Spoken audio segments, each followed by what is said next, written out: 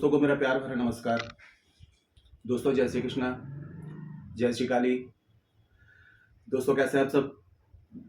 उम्मीद करता हूँ खुश होंगे, सुखी होंगे, संपन्न होंगे। जो भी मेरे व्यूवर्स हैं, जो मेरे सब्सक्राइबर हैं, माता रानी कृपा आप लोग पर हमेशा बनी रहे। माता रानी आप लोग की सभी मनोकामनाओं को पूरी करें। ब्लेसिंग्स हमेशा आप लोग के साथ में है। आप लोग जहाँ भी रहें हमेशा स्वस्थ रहें, सुखी रहें, संपन्न रहें, हमेशा पॉजिटिव रहें, सकारात्मक रहें। दोस्तों आज मैं आपको एक रक्त गुंजा जो होती है, ये आपको इजिली पंसारी के यहाँ मिल जाएगी। इसे गुंजा कहा जाता है। ये एक रेड और ब्लैक कलर में होती है, छोटी सी दाने होते हैं इसके।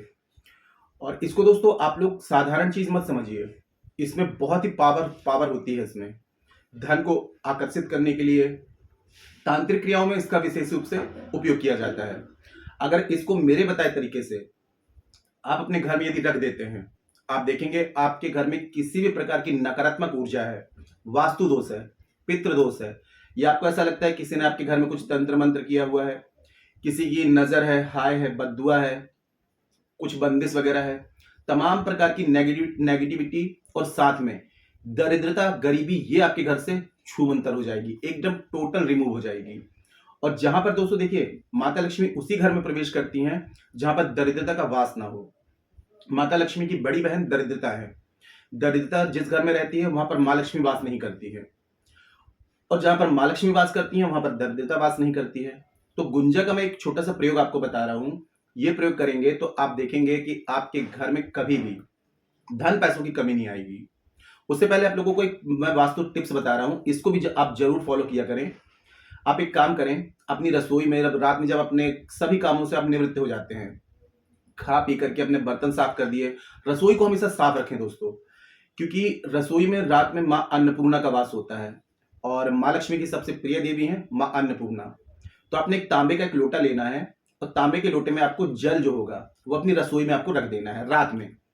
सुबह में आपने क्या करना है, इस जल को लेकर के आपका जो मेन एंट्रेंस है, गेट होता है, तो वहां पर आपको ये जल आपको डाल देना है। माता लक्ष्मी का आप आवाहन कर रहे हैं और उसके साथ में थोड़ी सी आपको हल्दी लेनी है और ओम नमो भगवते वासुदेवाय नमः ये बोलते हुए बीचों बीच आपको थोड़ी सी छोड़नी है, फिर राइट में छोड़नी है और फिर लेफ्ट में, और फिर आपके घर का जो मेन एंट्रेंस दरवाजा है तो वहां पर आपको थोड़ी सी राइट साइड में, फिर लेफ्ट में आपको थोड़ी थोड़ी सी हल्दी डाल देनी है। और जितनी हल्दी बचेगी सीधे हाथ में आपको रखना है, ओम महालक्ष्म्याय नमो नमः, ओम नमो भगवते वासुदेवाय नमो नमः, माता लक्ष्मी वास करें, दरिद्रता बाहर जाए, ऐसा बोल करके और हल्दी का को फूंक मार देनी है घर के अंदर।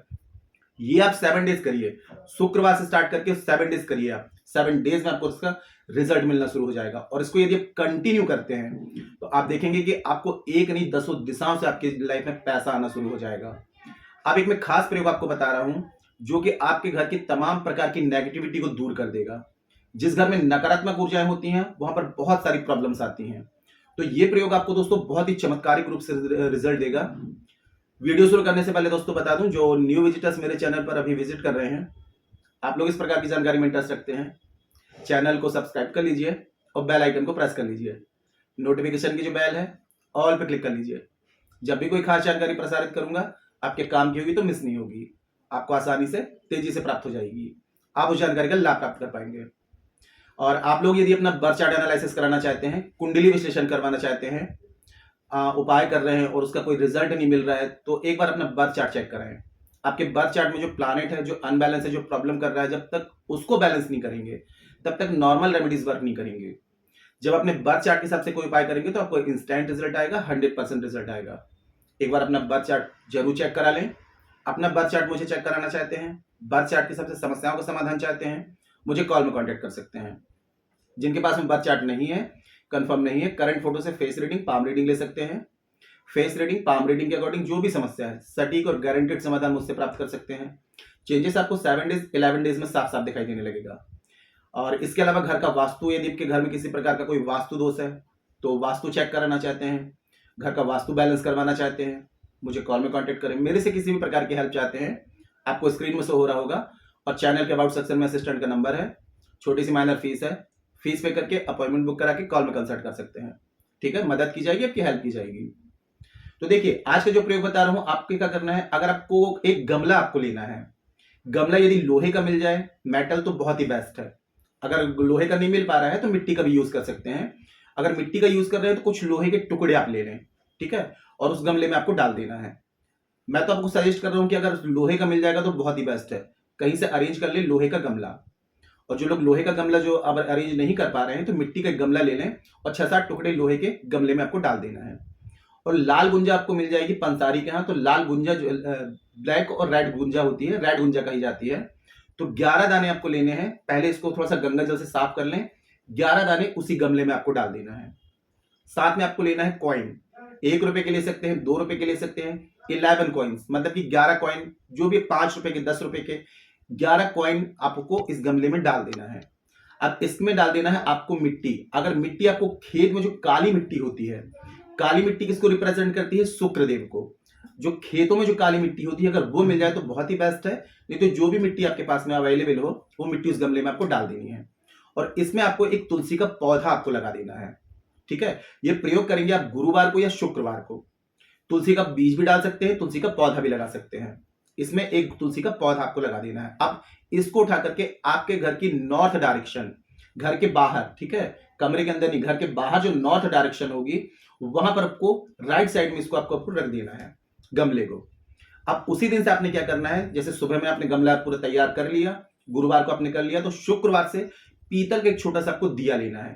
पीतल ही यूज करना है यहाँ पे, ठीक है। छोटा सा पीतल का मार्केट से एक दिया लेकर के आ जाए और घी का दिया इसमें जलाना है। दिया आपको ऐसे जलाना है कि गोल बाती का जलाना है और आपको उसमें ज्यादा देर दिया नहीं जलना चाहिए। आपको सिर्फ डिप करना है, बाती जो होगी उसमें डिप किया, पीतल के उसमें आपने रख दिया और आपको संध्या समय वहां पर दीपक जलाना है। और 11 बार या 21 बार ओम वृंदाय नमः, ओम वृंदाय नमः, ये मंत्र का आपको जाप करना है। शुक्रवार से दीपक जलाना से स्टार्ट करेंगे और कंटिन्यू आपको जलाना है। अब ये प्रयोग करने से दोस्तों ये रहेगा कि जिस घर में माता तुलसी का वास होता है वहां पर यम के दूत नहीं भटकते हैं, कोई भी नकारात्मक ऊर्जा घर में प्रवेश नहीं करती है। दरिद्रता तो समझ लीजिए कि दूर से देख के ही भाग जाएगी।